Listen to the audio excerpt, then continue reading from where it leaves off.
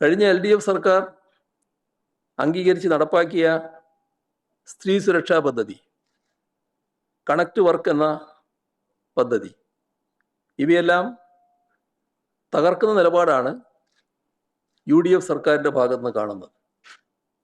ഇത് ഒരു തരത്തിലും അംഗീകരിക്കാൻ കഴിയുന്നതല്ല.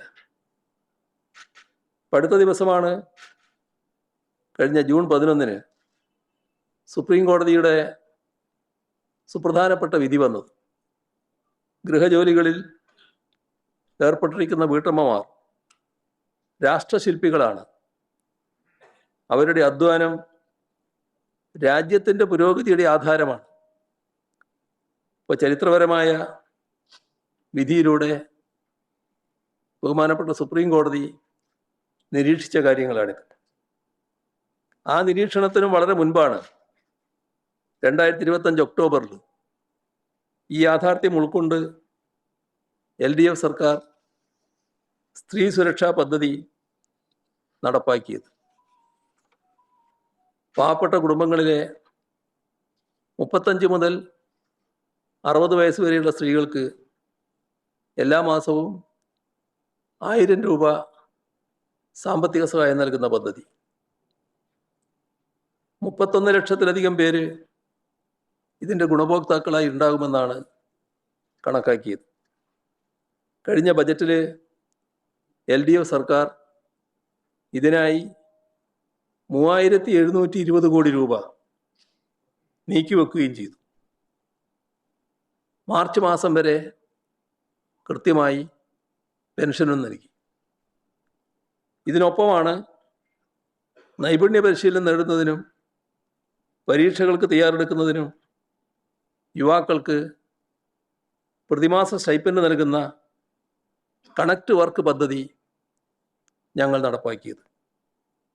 പക്ഷേ പുതിയ UDF സർക്കാരിൻ്റെ നയപരമായ തീരുമാനങ്ങൾ മൂലം നിലവിൽ 16 ലക്ഷത്തിലധികം വീട്ടമ്മമാർക്ക് ആശ്വാസമായ സ്ത്രീ സുരക്ഷാ പദ്ധതി മുടങ്ങിയിരിക്കുകയാണ്.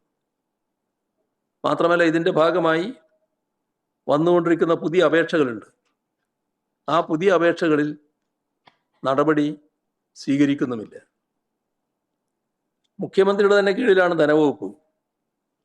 ധനവകുപ്പ് ഏപ്രിൽ മെയ് മാസങ്ങളിലെ പെൻഷൻ തീരുമാനമാക്കാതെ പിടിച്ചു വച്ചിരിക്കുകയാണ്.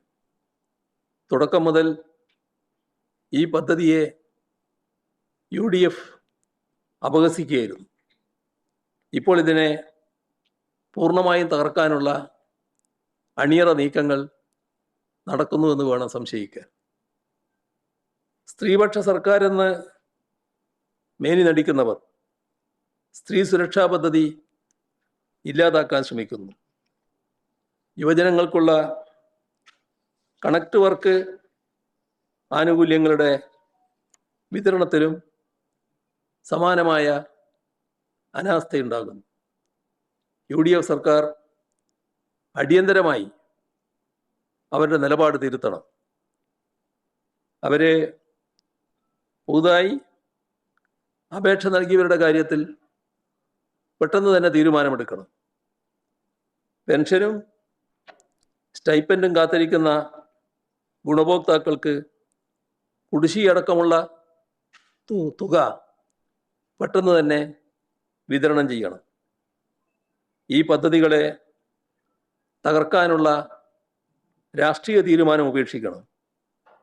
അർഹരായ എല്ലാ ഗുണഭോക്താക്കൾക്കും ഒരു കാലതാമസവുമില്ലാതെ ഉടൻ തന്നെ സാമ്പത്തിക സഹായം വിതരണം ചെയ്യാൻ സർക്കാർ തയ്യാറാകണം.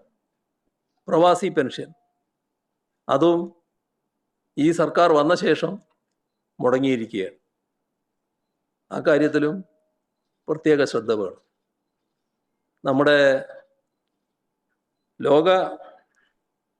ലോകമാകെ ലോക ഫുട്ബോൾ ഹരത്തിലാണിപ്പോൾ.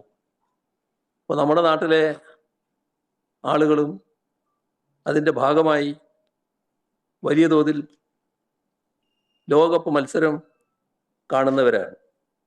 ഇപ്പോൾ ഏർപ്പെടുത്തുന്ന വൈദ്യുതി നിയന്ത്രണം വലിയ തോതിൽ പ്രയാസങ്ങൾ സൃഷ്ടിക്കുകയാണ്. അപ്പോൾ വൈദ്യുതി നിയന്ത്രണം ഈ ഘട്ടത്തിൽ ഒഴിവാക്കുന്നതിനാവശ്യമായ നടപടികൾ സർക്കാർ സ്വീകരിക്കേണ്ടതായിട്ടുണ്ട്.